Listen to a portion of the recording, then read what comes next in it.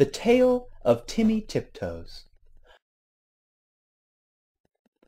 Once upon a time, there was a little, fat, comfortable gray squirrel called Timmy Tiptoes.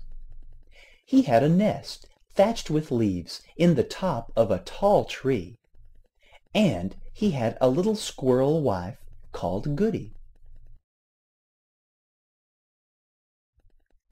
Timmy Tiptoes sat out enjoying the breeze.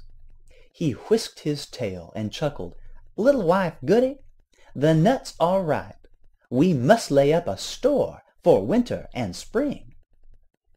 Goody Tiptoes was busy pushing moss under the thatch. "The nest is so snug. We shall be sound asleep all winter. Then we shall wake up all the thinner when there is nothing to eat in springtime," replied prudent Timothy. When Timmy and Goody Tiptoes came to the nut thicket, they found other squirrels were there already. Timmy took off his jacket and hung it on a twig. They worked away quietly by themselves. Every day they made several journeys and picked up quantities of nuts. They carried them away in bags and stored them in several hollow stumps near the tree where they had built their nest. When these stumps were full, they began to empty the bags into a hole high up a tree that had belonged to a woodpecker. The nuts rattled down, down, down inside. "How shall you ever get them out again? It is like a money box," said Goody. "I shall be much thinner before springtime, my love," said Timmy Tiptoes, peeping into the hole. They did collect quantities, because they did not lose them. Squirrels who bury their nuts in the ground lose more than half, because they cannot remember the place.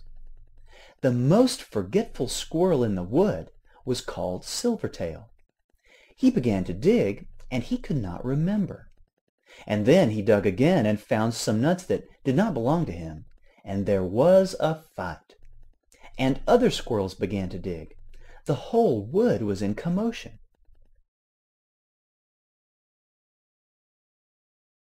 Unfortunately, just at this time a flock of little birds flew by, from bush to bush, searching for green caterpillars and spiders. There were several sorts of little birds, twittering different songs. The first one sang, "Who's been digging up my nuts? Who's been digging up my nuts?" And another sang, "A little bit of bread and no cheese, a little bit of bread and no cheese." The squirrels followed and listened. The first little bird flew into the bush where Timmy and Goody Tiptoes were quietly tying up their bags, and it sang, "Who's been digging up my nuts? Who's been digging up my nuts?" Timmy Tiptoes went on with his work without replying. Indeed, the little bird did not expect an answer. It was only singing its natural song, and it meant nothing at all. But when the other squirrels heard that song, they rushed upon Timmy Tiptoes and cuffed him and scratched him and upset his bag of nuts. The innocent little bird, which had caused all the mischief, flew away in a fright. Timmy rolled over and over, and then turned tail and fled toward his nest, followed by a crowd of squirrels shouting, "Who's been digging up my nuts?" They caught him, and they dragged him up the very same tree where there was the little round hole, and they pushed him in. The hole was much too small for Timmy Tiptoes' figure. They squeezed him in dreadfully. It was a wonder they didn't break his ribs. "We will leave him here till he confesses," said Silvertail Squirrel, and he shouted into the hole, "Who's been digging up my nuts?" Timmy Tiptoes made no reply. He had tumbled down inside the tree upon half a peck of nuts belonging to himself. He lay quite stunned and still. Goody Tiptoes picked up the nut bags and went home. She made a cup of tea for Timmy, but he didn't come and didn't come. Goody Tiptoes passed a lonely and unhappy night. Next morning she ventured back to the nut bushes to look for him, but the other unkind squirrels drove her away. She wandered all over the wood, calling, "Timmy Tiptoes! Timmy Tiptoes! Oh, where is Timmy Tiptoes?" In the meantime, Timmy Tiptoes came to his senses. He found himself tucked up in a little moss bed, very much in the dark, feeling sore. It seemed to be underground. Timmy coughed and groaned because his ribs hurt him. There was a chirpy noise, and a small striped chipmunk appeared with a nightlight and hoped he felt better. It was most kind to Timmy Tiptoes. It lent him its nightcap, and the house was full of provisions. The chipmunk explained that it had rained nuts through the top of the tree. "Besides, I found a few buried." It laughed and chuckled when it heard Timmy's story.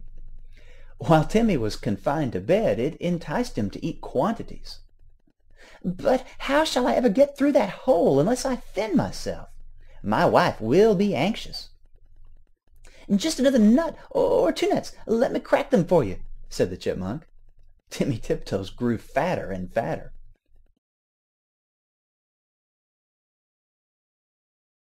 Now, Goody Tiptoes had set to work again by herself.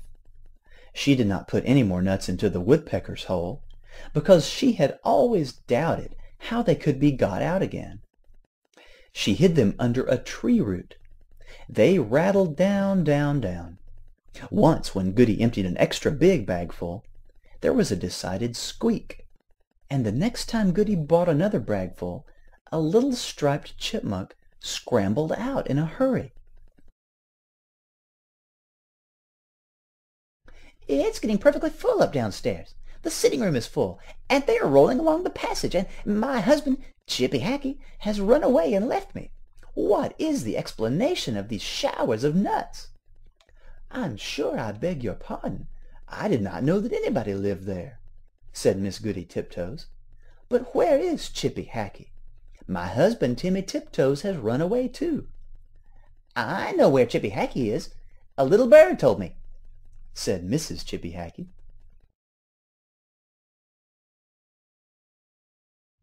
And she led the way to the woodpecker's tree, and they listened at the hole. Down below there was a noise of nutcrackers, and a fat squirrel voice and a thin squirrel voice were singing together. "My little old man and I fell out. How shall we bring this matter about? Bring it about as well as you can, and get you gone, you little old man." "You could squeeze in through that little round hole," said Goody Tiptoes. "Yes, I could," said the chipmunk, "but my husband, Chippy Hackee, bites." Down below there was a noise of cracking nuts and nibbling, and then the fat squirrel voice and the thin squirrel voice sang, "For the diddle-dum-day, day-diddle-dum-die, day-diddle-diddle-dum-day." Then Goody peeped in at the hole and called down, "Timmy Tiptoes! Oh, fie, Timmy Tiptoes!" And Timmy replied, "Is that you, Goody Tiptoes? Why, certainly." He came up and kissed Goody through the hole, but he was so fat that he could not get out. Chippy Hackee was not too fat, but he did not want to come. He stayed below and chuckled. And so it went on for a fortnight, till a big wind blew off the top of the tree and opened up the hole and let in the rain. Then Timmy Tiptoes came out and went home with an umbrella. But Chippy Hackee continued to camp out for another week, although it was uncomfortable.